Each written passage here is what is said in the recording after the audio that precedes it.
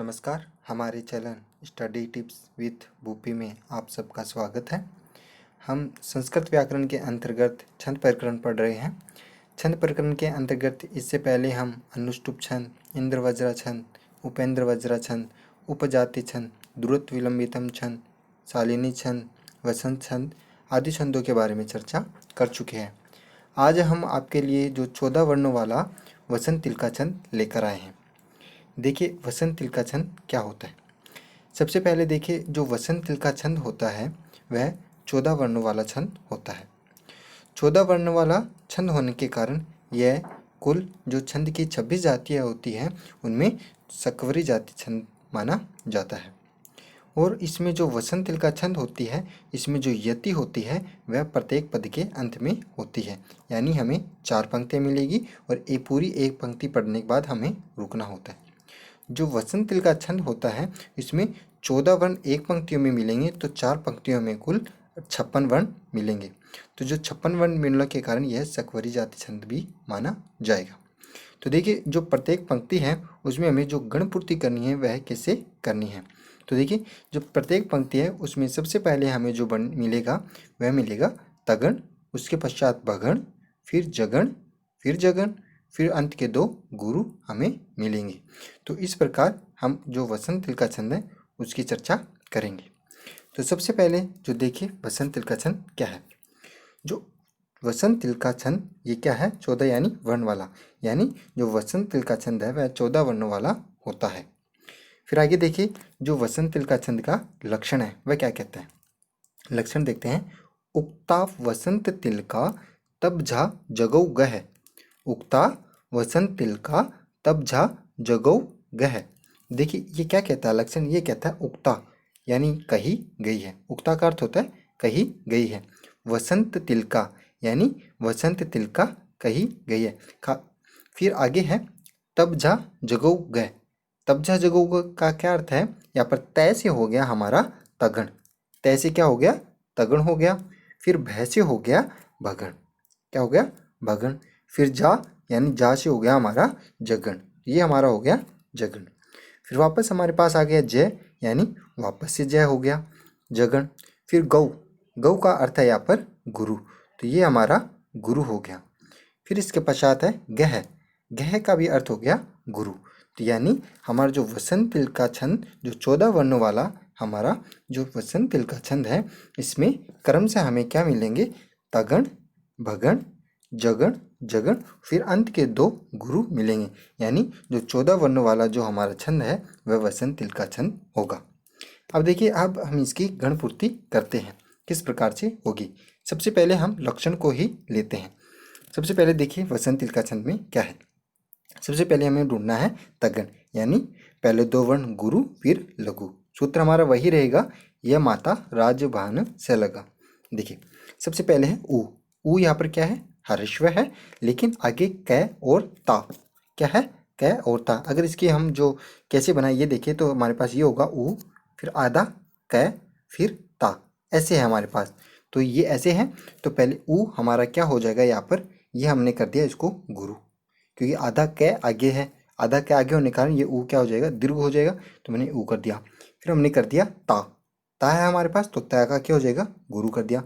फिर है वह, क्या हमारे पास वह, तो इस वह को कर दिया हमने लघु, क्योंकि ये हर्ष है। इसे ये यदि आ की मात्रा होती आ यानी वाह तो हम इसको गुरु कर देते हैं, ये लेकिन ए यहाँ पर क्या है, हर्ष है इसमें जुड़ा हुआ, तो ये क्या हो गया, लघु हो गया। फिर आगे चलती हैं, देखिए ये हमारा हो गया पहला, ये हमारा हो गया तगण, यानी 2 गुरु 1 लघु, 2 गुरु 1 लघु, ये हो गया। फिर हमारे पास आगे देखिए क्या है, उक्ता वसंत तिलका। फिर देखिए वसंत तिलका में चलते हैं। सबसे पहला जो हमारा है स, सबसे पहले क्या है स। स अकेला प्रयुक्त हुआ है, हर्षव है, लघु होगा, लेकिन आधा न आगे है तो ये गुरु हो जाएगा। फिर तय, तय हर्षव है, यानी ए है इसमें तय के अंतर्गत, हर्षव है, तो इसको हमने कर दिया लघु। ती में ई हर्षव है तो ये भी लघु हो जाएगा। फिर हमारे पास स्थिति आ गई गुरु लघु लघु, तो ये हमारा बन गया भगण, गुरु लघु लघु। फिर है लका। फिर क्या है लका। लका में देखिए ल अकेला प्रयुक्त हुआ है, ए है इसमें जुड़ा हुआ, हर्षव है, लघु कर दिया। फिर का दीर्घ है, गुरु कर दिया। फिर तय हर्षव है, यानी लघु है तो इसको हमने कर दिया लघु। हमारे पास स्थिति आ गई गुरु लघु गुरु, लघु गुरु लघु, ये हमारे पास स्थिति आ गई। ये आ गई हमारी जगण की स्थिति। फिर वापस से हमें जगण चाहिए तो इसमें क्या आ गया बजा, क्या आ गया बजा। तो भय क्या अकेला प्रयुक्त हुआ है, ये हमने कर दिया लघु। जा में आ दीर्घ है, ये हो गया गुरु। फिर जय अकेला प्रयुक्त हुआ है तो ये जय अकेला प्रयुक्त होने के कारण ये भी क्या हो जाएगा गुरु हो जाए लघु हो जाएगा। ये भी क्या हो गया लघु। जय अकेला प्रयुक्त हुआ तो ये भी क्या हो जाएगा लघु हो जाएगा। तो हमारे पास स्थिति आ गई गुरु लघु गुरु लघु की। 1S1 की स्थिति आ गई। ये वापस हमारा जगन बन गया। फिर गौ, गौ यानी ए ओ आई औ, अगर ये हमारे पास 4 आ जाए तो वहाँ पर गुरु ही होगा। तो ये गौ यानी औ आ रहा है तो ये हमारा हो गया गुरु, तो इसको हम कर देंगे गुरु। फिर हमारे आगे है गे।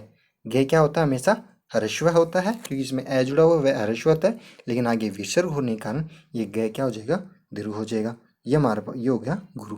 हमारी पूर्ण स्थिति क्या बनी SS1 यानी SS1, ये हमारा बन गया तगण। फिर आया S11 यानी S11, ये हमारा बन गया भगण। फिर हमारे पास आया 1S1 यानी 1S1, ये हमारा बन गया जगण।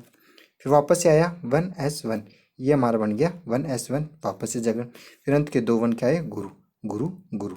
तो हमारा यानी ये 14 वर्ण वाला जो लक्षण है वह बिल्कुल सही बैठ गया, यानी ये हमारा वसंत तिलका छंद का लक्षण हो गया। फिर आगे देखिए, आगे हम चलते हैं इसकी विशेषता की ओर। देखिए इसकी विशेषता क्या कहती है। सबसे पहले हमने इसमें चर्चा की थी कि जो वसंत तिलका छंद होता है वह 14 वर्णों वाला छंद होता है। तो देखिए सबसे पहले ये क्या कहता है कि इसके प्रत्येक चरण में हमें 14 वर्ण होते हैं। इसके प्रत्येक चरण में 14 वर्ण होते हैं, यानी 14 पहली में, दूसरी में 14, तीसरी में 14, फिर चौथी में भी 14 वर्ण। इस प्रकार से हमें वर्ण मिलेंगे, 56 कुल वर्ण मिलेंगे। यानी प्रत्येक चरण में 14 वर्ण होते हैं, जो क्रमशः है, यानी एक के बाद एक यही क्रम रहना चाहिए। अगर ये क्रम नहीं रह रहा है तो हमारा जो गण पूर्ति करने में हमसे कोई गलती रह गई है, या फिर उसमें दूसरा छंद लगेगा। ये दो ही बात हो सकती है। तो देखिए जो क्रमशः है कौन कौन सी होगी, तगण भगण फिर जगण फिर जगण फिर अंत के 2 गुरु होंगे। इसके प्रत्येक चरण में क्या होते हैं 14 वर्ण होते हैं, और इसमें जो क्रम से जो गण पूर्ति होगी वह होगी तगण भगण जगण जगण गुरु गुरु होंगे। फिर अगली जो विशेषता है वह क्या कहती है, वह कहती है कि प्रत्येक चरण में 14 वर्ण होने के कारण यह सक्वरी जाति का छंद माना जाता है। यानी ये 14 नंबर पे आने के कारण ये क्या उनसे हो गया सक्वरी जाति का छंद हो गया।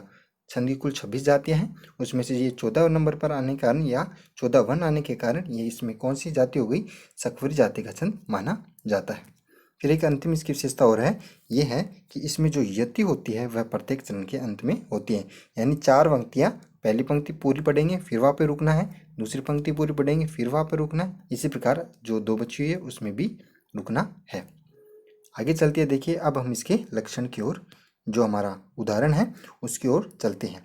देखिए उसका जो उदाहरण है वह विश्व प्रसिद्ध उदाहरण है। देखिए क्या है, पापा निवार्यति योजते हिताय गुहम निगुहति गुणान प्रकटीकरोति आपदगतम च न जहाति ददाति काले सन्मित्र लक्षणम इदम प्रवदन्ति संतः, प्रवदन्ति संतः। यानी हमें यहाँ पर लास्ट में यहाँ पे रुकना है, फिर यहाँ पर फिर यहाँ पर यहाँ पर। क्यों? क्योंकि इसके जो छंद है 14 वर्ण वाला, इसमें यति प्रत्येक पद के अंत में होती है। इसमें देखिए ये क्या है, ये क्या कहता है कि इसमें जो एक अच्छा मित्र होता है उसका लक्षण बताया गया है। फिर देखिए इसमें जो अब हम गण पूर्ति करते हैं, गण में हमें क्या चाहिए, सबसे पहले हमें चाहिए तगण। सबसे पहले तगण चाहिए तब जा जगो गए, ऐसे है ना। तो सबसे पहले तगण, फिर हमें चाहिए भगण, फिर हमें भगण चाहिए, फिर वापस से हमें जगण चाहिए, फिर वापस से जगण चाहिए, फिर 2 गुरु चाहिए। क्या चाहिए 2 गुरु, यानी तगण भगण फिर 2 जगण और फिर 2 गुरु हमें चाहिए। तो इस प्रकार की स्थिति हमें चाहिए। तो हम इसकी जो गण करेंगे वो किस प्रकार से होगा, तगण में होगा पहला गुरु, तगण में क्या होगा सबसे पहला गुरु, ये हमने कर दिया पहला गुरु, तगण में पहला गुरु, दूसरा भी गुरु, फिर लघु, ये होगा तगण। फिर भगण में होगा पहला गुरु फिर 2 लघु, फिर जगण में होगा पहला लघु फिर गुरु फिर लघु, जगन फिर वापस है तब झा जगोग है, जय जगोग है, यानी लघु गुरु लघु। फिर दो गुरु, तो ये हमने कर दिया गुरु और गुरु। इस प्रकार का हमें पूरा गण पूर्ति करना है। तो देखिए क्या है, सबसे पहले हम चलते हैं पापा निवार्यति, इसको करते हैं पद को। देखिए इसमें क्या है, पा आ दीर्घ है, इसमें पै में आ यानी दीर्घ है, इसको हमने किया गुरु, ये हो गया गुरु। फिर वापस से पा, ये गुरु। फिर नी, नी ह्रस्व में ई है लेकिन न है, इससे पहले वाला वन पूरा हो गया। पा में आ भी था, न आगे आगदा हो गया, ये ऐसे होगा न आधा न, फिर पूरा नी, इस प्रकार होगा। तो ये हमें ध्यान में रखना है। तो आधा न की वजह से ये पहले वाला पूर्ण हो जाएगा यानी दीर्घ हो जाएगा। पा पहले से दीर्घ है तो दीर्घ का दीर्घ रहेगा। नी में ई ह्रस्व है, तो ये हमने कर दिया इसको लघु। हमारे पास स्थिति आएगी गुरु गुरु लघु की। फिर आगे चलती है वाह, वाह दीर्घ है, वाह में आ दीर्घ है तो गुरु। फिर रै में ह्रस्व है, फिर य में भी ह्रस्व है, ये हमारी बन गई भगन की स्थिति गुरु लघु लघु, ये रहा गुरु लघु लघु। फिर हमारी ये स्थिति बन गई। फिर है ती, ती में ई ह्रस्व है तो इसको हम कर देंगे लघु, तो ये कर दिया हमने लघु। यो में ओ दीर्घ है तो इसको गुरु कर दिया।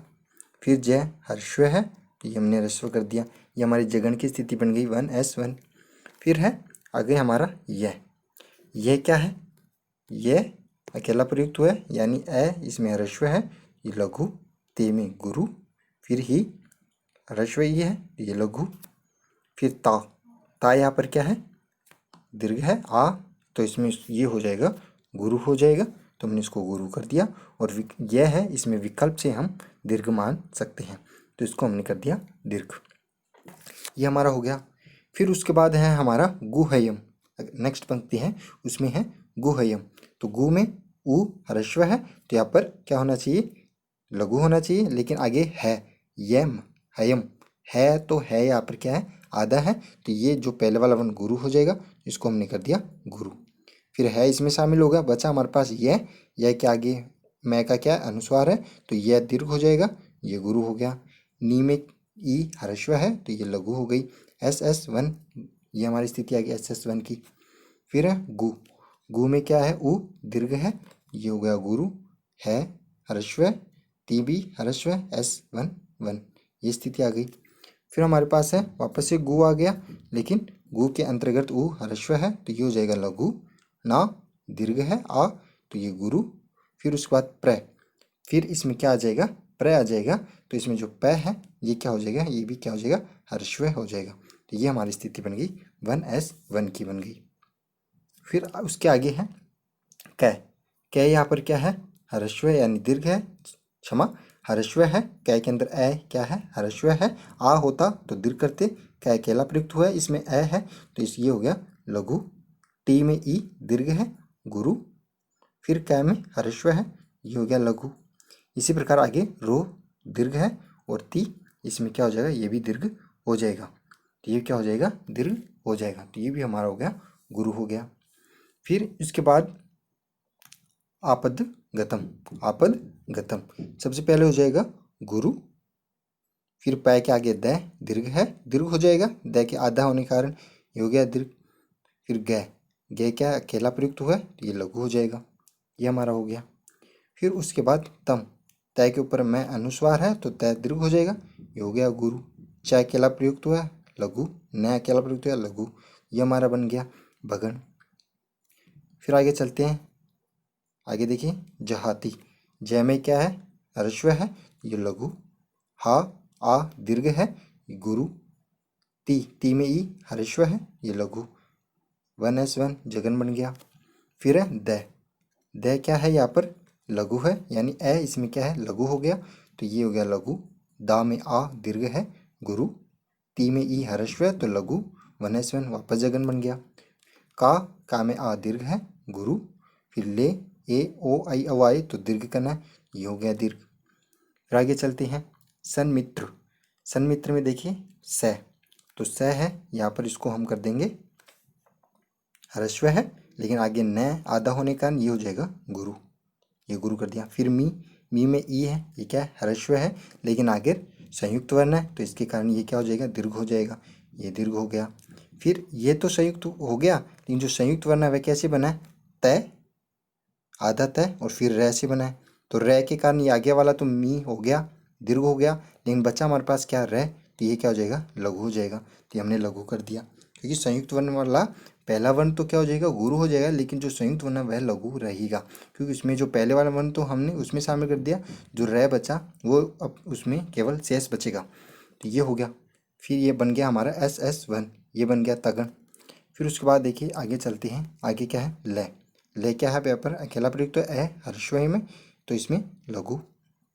फिर ये लघु होगा, लेकिन आगे संयुक्त वर्ण होने के कारण ये लघु के स्थान पर गुरु हो जाएगा, तो हमने इसको कर दिया गुरु। ये हो गया हमारा गुरु। फिर क्षय कैसे बनता है, कै और क्षय, मूर्धन्य क्षय से बनता है। तो कै की वजह से ये लय तो गुरु हो गया, और इसमें बचा क्या, मूर्धन्य क्षय, तो ये क्या हो जाएगा हमारा, हर्षव हो जाएगा। तो ये बन गया हमारा लघु। फिर अणय, अणय यहाँ पर क्या है, अकेला प्रयुक्त हुआ है, हर्षव है, तो ये बन गया लघु। हमारे पास स्थिति आ गई गुरु लघु लघु की। ये हमारा बन गया भगण। फिर आ गया मी। मी पर ई क्या है, हर्षव है, लघु, ये हमारा गुरु लघु आ गया। फिर दम, दम में दै के बाद मैं अनुस्वार है, तो यहाँ पर मैं अनुस्वार होने का दै क्या हो जाएगा, दीर्घ हो जाएगा, ये हो गया गुरु। फिर प्रय, प्रय के बाद रै है, तो ये प्रय क्या हो जाएगा, दीर्घ हो जाएगा, तो ये यहाँ पर जो प्रय है ये यहाँ पर क्या हो जाएगा, लघु ही रहेगा, ये क्या पर रहेगा, लघु ही रहेगा। तो हमारा ये क्या रह गया, लघु रह गया। तो हमारे पास स्थिति आ गई 1S1, ये जगन बन गया हमारा। फिर ये हमारा बन गया जगन। फिर हमारा जो अगला है वो देखिए क्या है, फिर है वह। वह अकेला प्रयुक्त हुआ है तो लघु हो जाएगा। फिर द, फिर क्या है द, तो ये भी क्या अकेला प्रयुक्त है, लघु होगा, लेकिन आगे न है तो इसको हम गुरु कर देंगे। फिर ती में ई हर्षव है, तो ये भी क्या हो जाएगा, लघु हो जाएगा। ये हमारा जगन बन गया 1S1। इससे पहले भी 1S1 बना हमारा, ये हमारा हो गया जगन। फिर अंत के दो वर्ण गुरु, स के आगे न है तो ये भी गुरु हो जाएगा, और तह के आगे विसर्ग है तो तय भी क्या हो जाएगा, गुरु हो जाएगा। तो हमारा ये जो 14 वर्णों वाला छंद था वसंत तिल का छंद पूरा होता है। हमने क्या पढ़ा, जो वसंत तिल का छंद होता है वह 14 वर्णों वाला छंद होता है। उसका लक्षण था उक्ता वसंत तिल का तबजा जगो गह, यानी उक्ता वसंत तिल का यानी वसंत तिल का कही गई है, जिसमें हमें क्रमशः है तगण, भगण, जगण, जगण, फिर अंत के दो गुरु मिले तो वहाँ पर वसंत तिल का छंद होगा। इसके प्रत्येक वर्ण में 14 वर्ण होते हैं। 14 वर्ण होने के कारण यह सक्वरी जाति का छंद माना जाता है। फिर हमने पढ़ा कि इसमें जो यति होती है वह प्रत्येक पद के अंत में होती है, या प्रत्येक चरण के अंत में होती है, यानी पूरी लाइन पढ़ने के बाद हमें अंत में ही रुकना है। तो ये हमारा जो वसंत तिल का छंद था यह पूर्ण हुआ। अगर आपने अभी तक हमारे चैनल को सब्सक्राइब नहीं किया है तो सब्सक्राइब करें, बेल आइकन को दबाएं, और आपके जो साथी संस्कृत से हैं उनको भी ज़्यादा से ज़्यादा शेयर करें। धन्यवाद।